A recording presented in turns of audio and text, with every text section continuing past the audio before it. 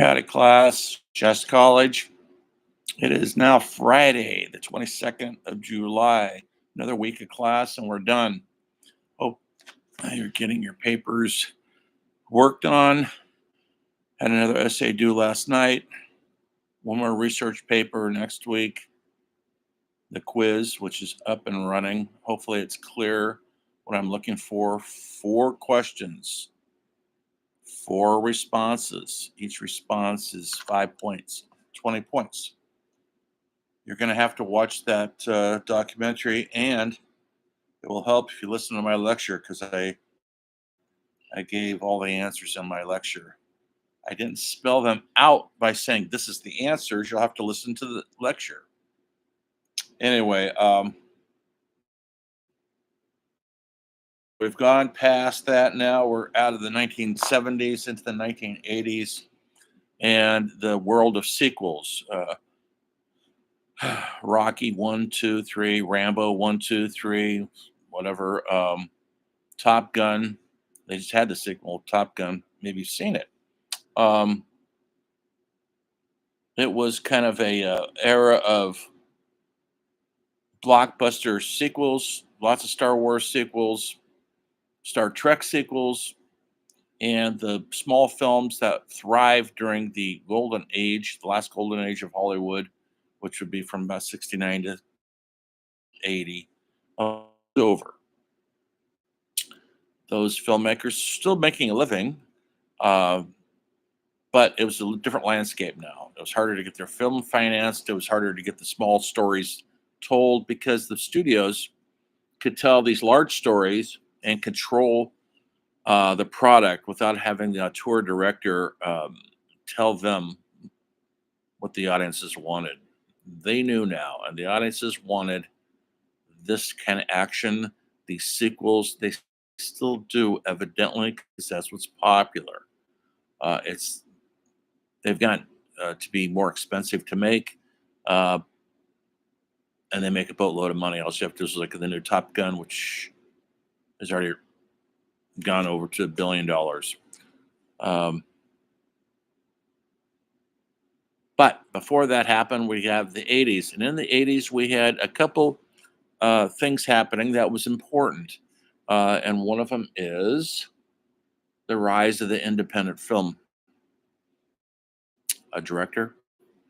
And there was at least 3 or 4 filmmakers, David Lynch, Spike Lee, John Sayles, that Jim Jarmusch, that made major inroads into what would be known as indie cinema in the 80s.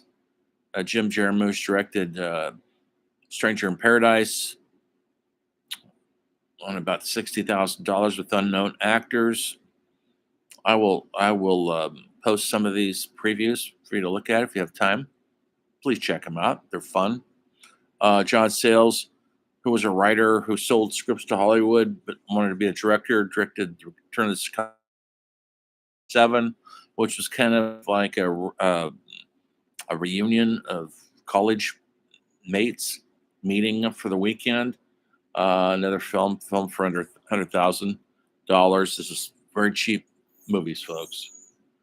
Then we have David Lynch, who started with student film, Eraserhead, a real horror film with a lot of black comedy over tones.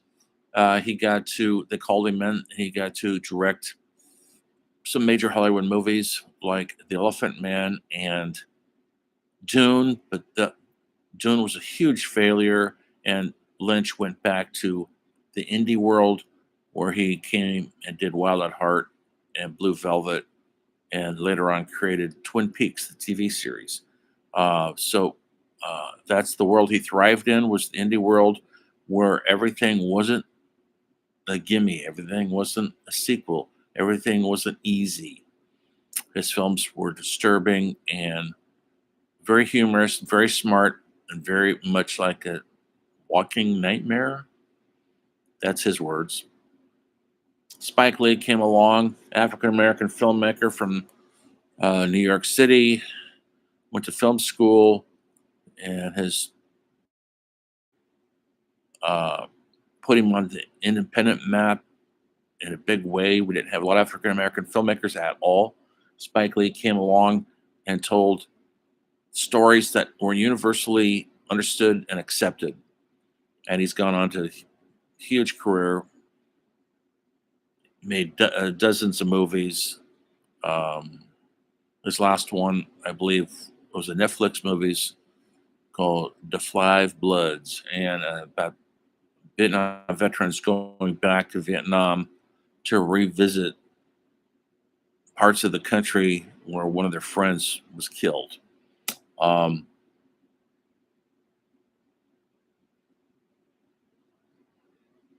I don't think I left anybody out of that four. Anyway, there was a film festival, a small one called USA Film Festival that took place in Utah, Salt Lake City, Utah. And Robert Redford, the famous actor from many, many movies, wanted to give something back, and so he took over the film festival and renamed it Sundance from his character, the Sundance Kid, from Butch Cassidy's Sundance Kid, and it became a phenomenon. And the late '80s films like Sex, Lies, and Videotape and Reservoir Dogs put him on the international map. Park City, Utah is where his film festival is. It's up in the mountains, about 50, 60 miles out of Salt Lake City. It's a ski resort town. And he holds the festival every year during January, during the heavy winter storms. Um, and to get your film in there is a huge accomplishment, and it may get you a sale, and it may get you a career. Lots of careers have been made. Um, the film God Drives a Pontiac. It was rejected at Sundance, um, but it was accepted at another film festival called Slam Dance, which played at the same time in the same area. And Redford's people actually sued the Slam Dance people for stealing the name and the venues and all this other stuff. And it made the national news. And it looked like Goliath was trying to smash David. And the press was really bad towards Goliath, which was Redford's organization, um, trying to take away the independent spirit of films that were not included in Sundance, but or were worthy, evidently. He backed down from that, and he welcomed the film festival, and it's got huge now too. When I was in it, there's 12 films in it now. There's hundreds, and people have made their careers off of that um, festival. Also, festivals became really the place to get your independent film shown and screened if you could get it in there. In the earlier days it was a little bit easier, but now there's so much competition because of video cameras and cell phones. You can make your movie. They used to have hundreds of submissions. Now they have 1,500 submissions, maybe 2,000 that they have to sift through, and they pick 30 films. So the odds are you getting into these film festivals like Sundance, Toronto Film Festival, Telluride Film Festival. Those are the big ones around the United States. And there's almost a film festival in every town in America. Reading has one, the Sundial Bridge Festival. Ashland has one. Seattle, Portland, they all do. My producers and I submitted my film. We were in about 6 or 7 festivals around the country, and we tried to go to as many as we could, and we were like, we had to pay for everything, but we got up and we gave speeches, and the audiences watched our films, and we were hoping for a sale from a distributor, but my film was considered too offbeat, and so we never sold it to a major distributor. We did make some sales to individual video stores in those days. That's where you get your film ended up as in a video store, which don't have those anymore. Blockbuster is gone.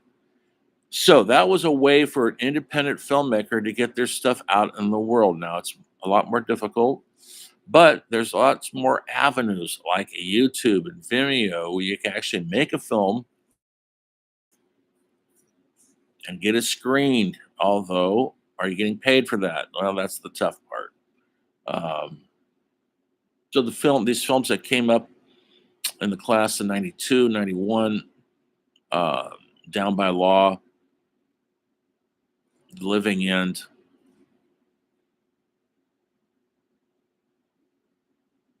El Mariachi. These films are all made for under $30,000, and uh, El Mariachi did not play Sundance, but it was rejected. Um, Robert Rodriguez made that on $7,000. You can see it right now on YouTube. He made it for Mexican TV. He was going to film school in Austin, Texas, and he had an idea to make an action film for very little money. And he shot it, lit it, used his friends as actors, and they filmed the whole thing without sound. And they dubbed the sound in later. That's how you can do it quickly if you have the know-how. Somebody out in Hollywood saw this film and they bought it from him, and they invested hundreds of thousands of dollars into the film to blow it up to 35 millimeter because it was filmed on 16 millimeter, which was a film stock. This is before video cameras overtook everything. And they put a new soundtrack on it and made it more palpable to the audiences, and it was a huge hit.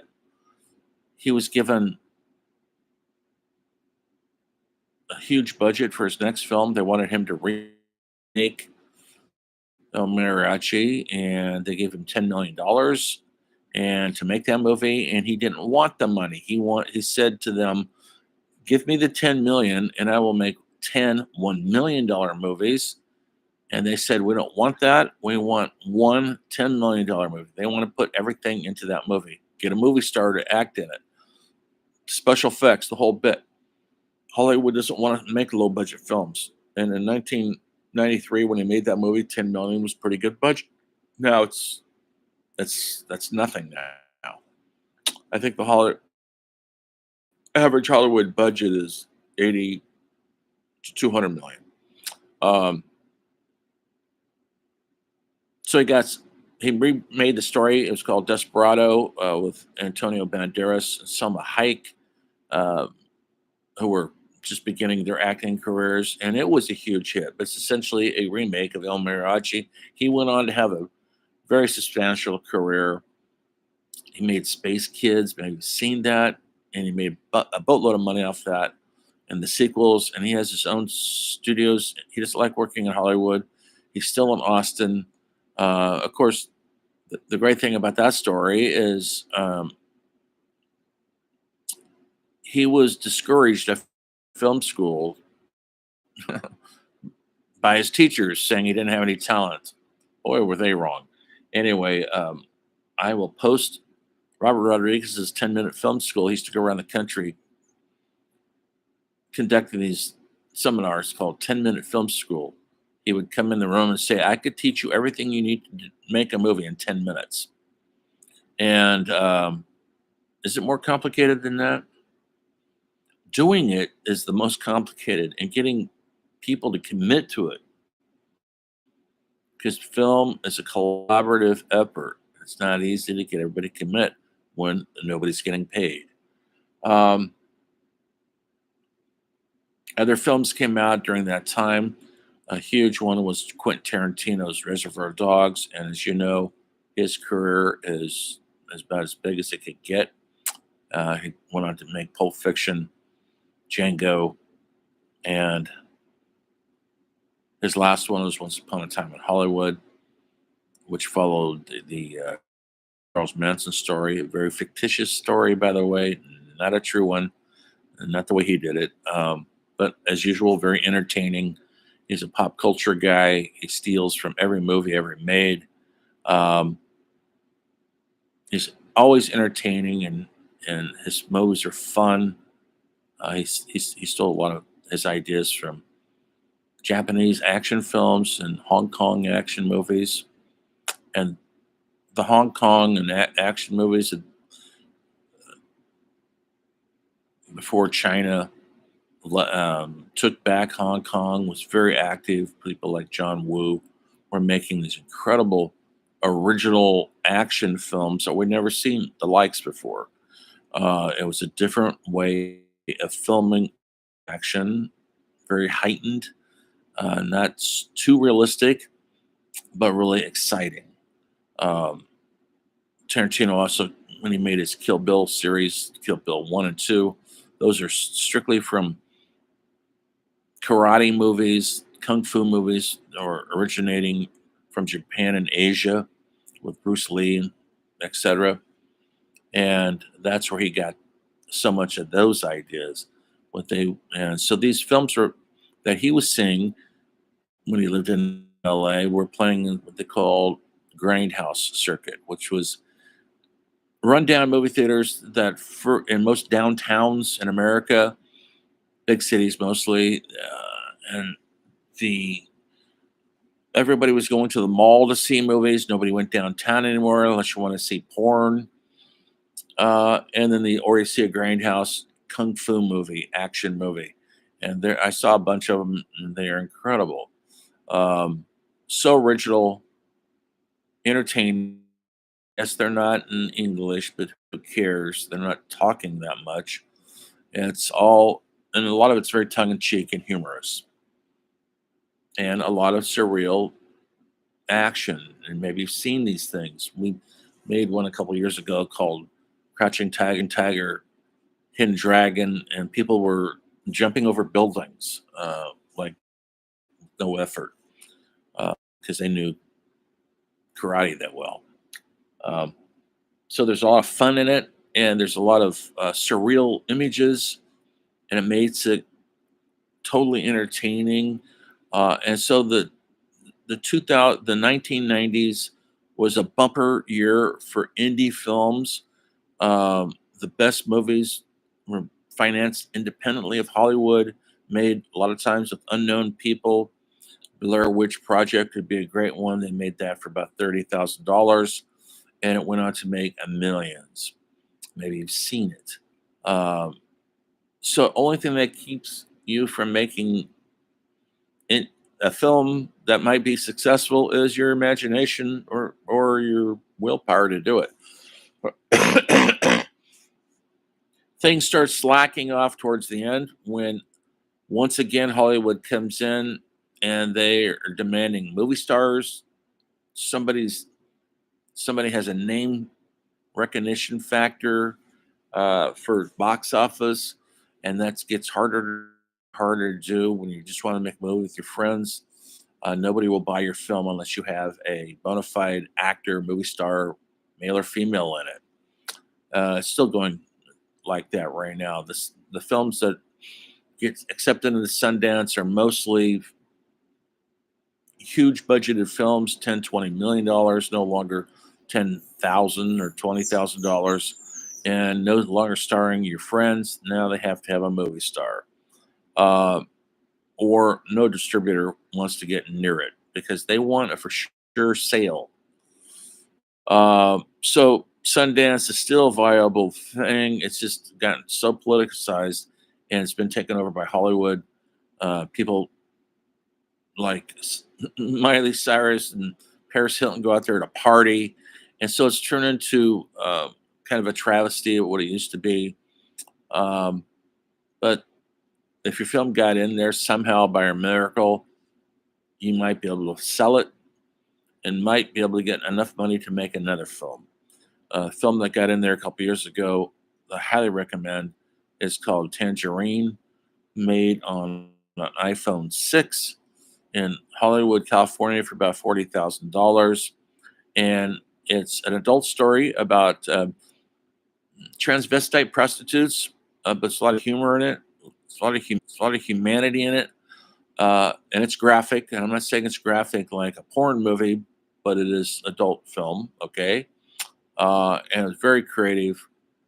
And I don't believe if you watch that film and you go watch it, it's on the streaming services, that you would even notice that it was shot on an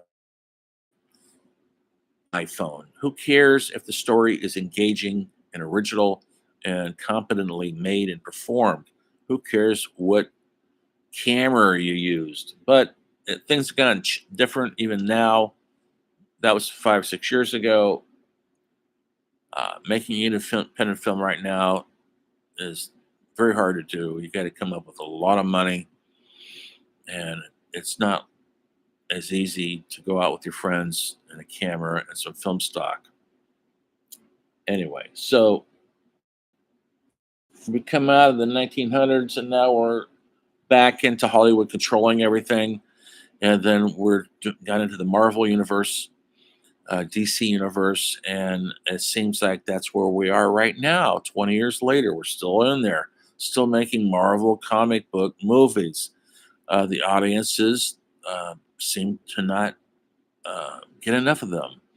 And you know what they are. I don't have to explain them all to you. Maybe I do, but the X-Men world, the Iron Man world, all the Wonder Woman, that's DC, I know, Superman and Batman, all the endless sequels of superheroes. That's become the new norm. Um, there is an old saying in philosophy, and I probably agree with it, but it says when a culture is in decline, they look for heroes. Look what we're doing right now in the films. That's all they're about, is trying to find a hero to save the day. Thor is going to save the world. Batman is going to save the world from evil. Well, it's not that easy, folks. There is no one evil in the world. There's a lot of evil, and no superheroes. I'm sorry to say, no humans or superhero humans that come from different planets are going to save us. We need to work on ourselves. So that's where we are now. Most movies, because of the COVID pandemic, um, people aren't going to the movie theater. Do you go to the movie theater? I haven't been to one. Um, I don't like the ones here in Reading because they're always just showing the DC and the Marvel world, which I have little interest in.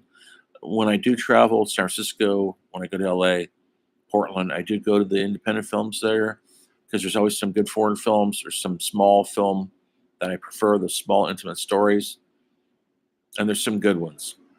Or you watch them on Netflix or on Amazon or Hulu or all the streaming services. That's where the new films are. It's not just for television anymore, folks. It's for movies. Last year, the half the movies that won Academy Awards were never screened in a movie theater. They're screened on Netflix. So, what is a movie?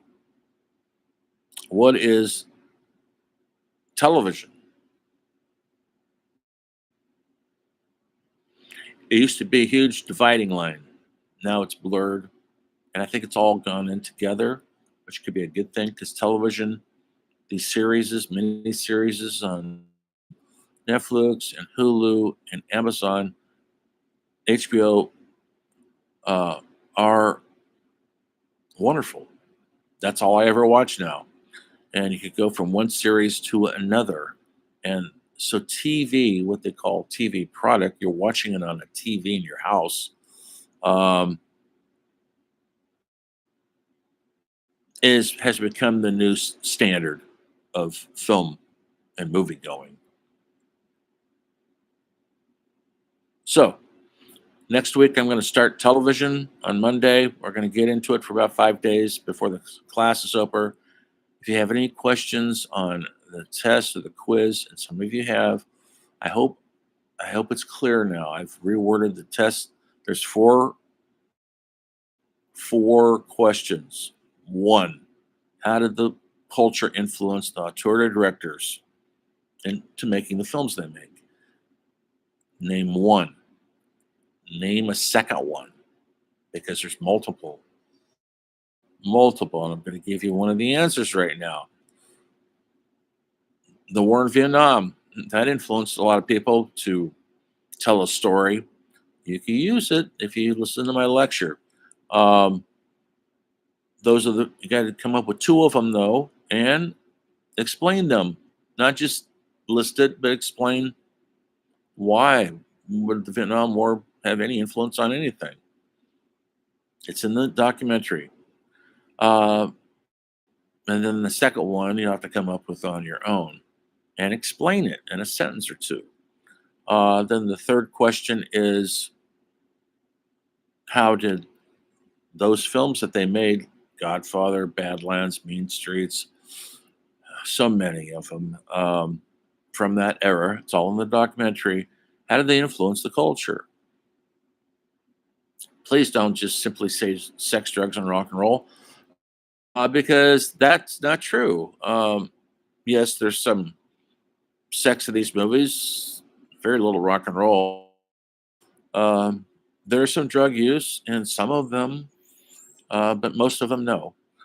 So that wasn't the influence that these movies had. It was more of a freedom of choice influence. You went there, you saw something you could relate to, something that spoke to you as a college student, as a young person, and that's what you took away from it. Those films influenced me. They made me want to go into the film industry, and that looked like it for me. That was it. I found my spot. And then the last question, the fourth one is, what brought the era to an end? Many reasons brought it to an end. You have to stick it out to the end of the documentary, and it's very obvious if you do that how the era ended. They have a whole section. The era ended because of this. So stick it out. You'll see it. Submit it by Monday, 12 noon, folks. Midnight, noon, 12 noon. If you're late, forget about it. Good luck on the research paper. Hope it's exciting. I'm almost done grading the last essay, and I got to start the new essays, which were just submitted last night. I'm working on it. Hope you guys are staying cool out there. It's going to be 170 degrees again today and tomorrow, and for our foreseeable future, by the way. So it's cliche to say stay cool, but also stay hydrated. I'll see you next time. Enjoy your weekend.